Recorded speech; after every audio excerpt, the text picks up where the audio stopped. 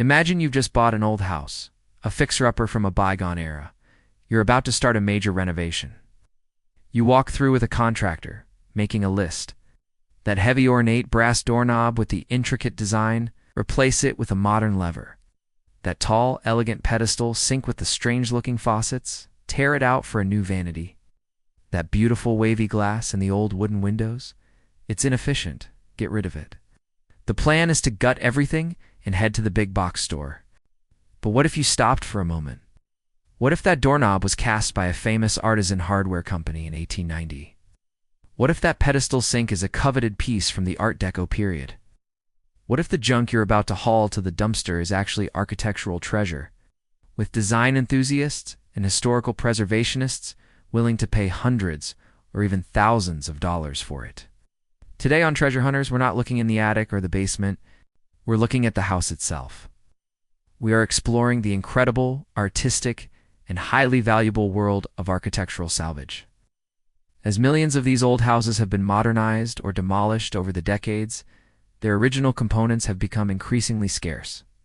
This scarcity has created a thriving market for architectural salvage. A dedicated community of historical preservationists, savvy interior designers, and passionate homeowners are actively hunting for these authentic pieces to restore old homes to their former glory or to add timeless character to new ones.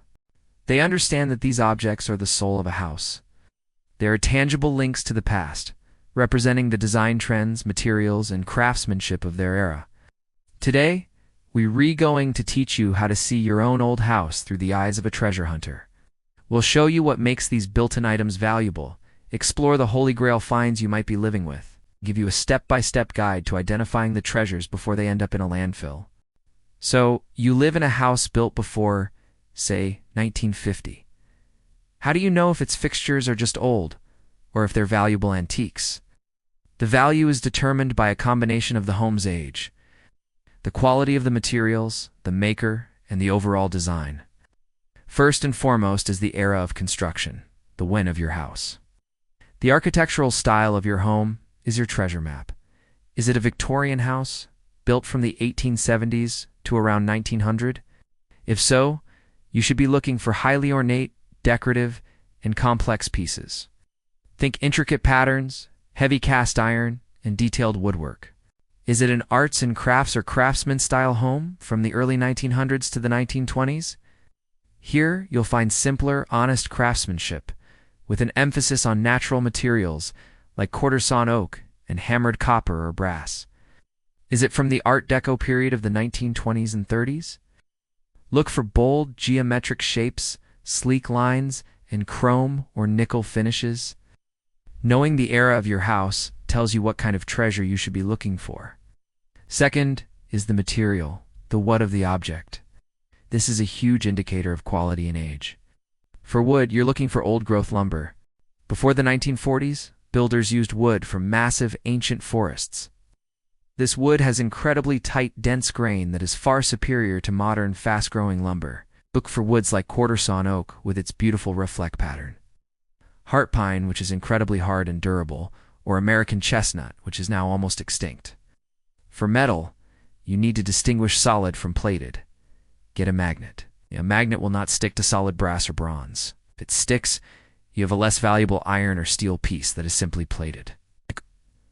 High-quality antique hardware was cast from solid, heavy brass. For glass, look for imperfections. Old original window glass is often wavy or has small bubbles in it. This is a sign of early glass-making processes and is highly desirable for people restoring old homes.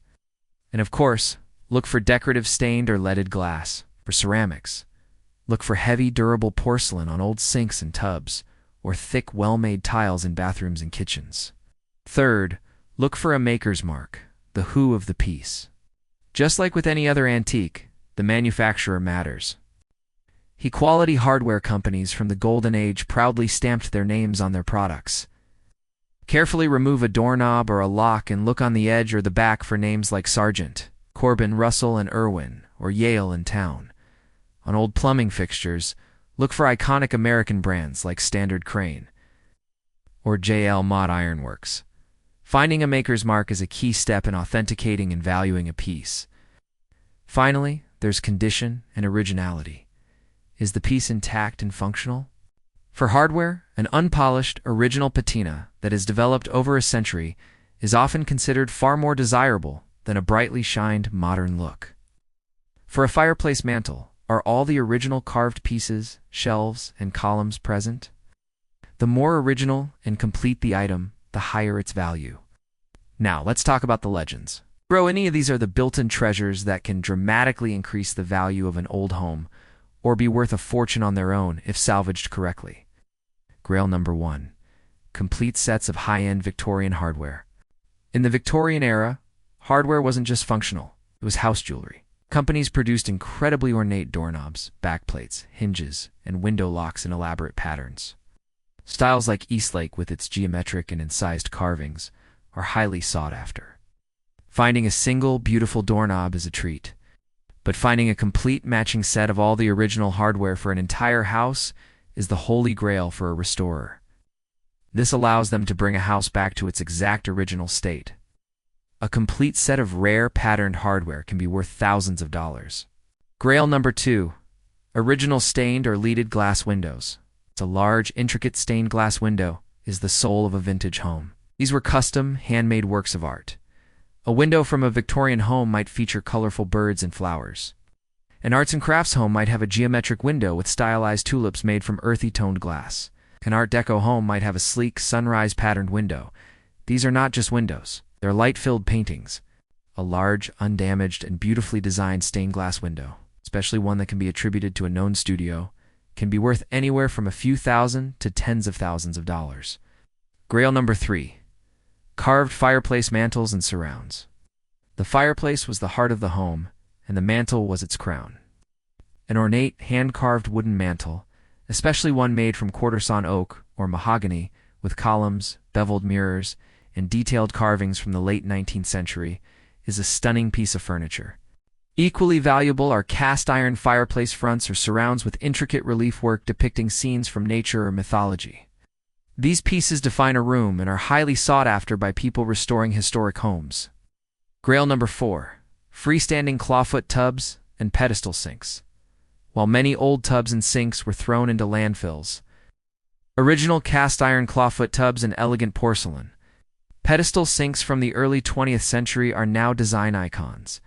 A heavy, deep, original tub in good condition, with its ornate claw feet intact, is far superior in quality and style to a modern acrylic replica. Similarly, a graceful pedestal sink from a maker-like standard or crane can be the centerpiece of a vintage-style bathroom. The key is, condition. The original porcelain must be free of major cracks and chips.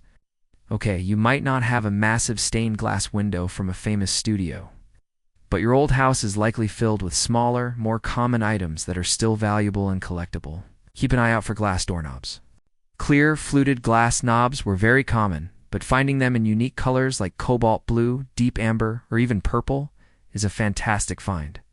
Also look for mercury glass knobs, which have a silvered, mirrored look inside. Look down at the floors and walls for ornate heat grates and vents. Before modern central air, homes were heated with furnaces that delivered heat through cast-iron grates. Many of these grates were made with beautiful, swirling Victorian patterns. These are now prized as decorative accents. Look up at the old lighting fixtures. Many old homes still have their original chandeliers, sconces, or pendants. Look for gasolier fixtures, which were originally designed for gaslight and later converted to electricity. Also, stylish slipshade chandeliers from the 1920s and 30s are very collectible. And if you're renovating a bathroom or kitchen, look at the tile. Original.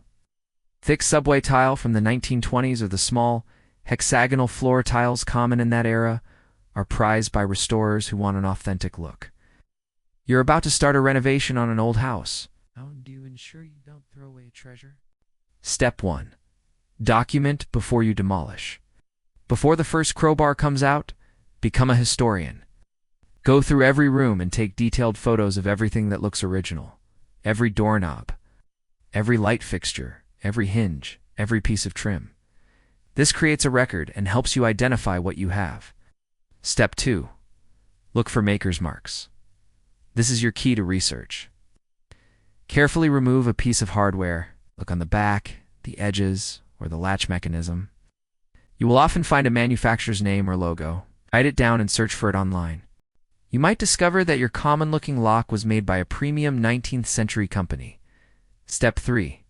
Test the material. Carry a small magnet with you. As mentioned, it won't stick to solid brass or bronze, which are signs of higher quality. Feel the weight. Old hardware is almost always heavier and more substantial than modern reproductions. Step 4. Research the style and value. The internet is your best friend. Visit the websites of major architectural salvage companies like Old Good Things, Caravotti's, or Salvage One. Browse their inventories to see what similar pieces are selling for. This will give you a real-world sense of the market.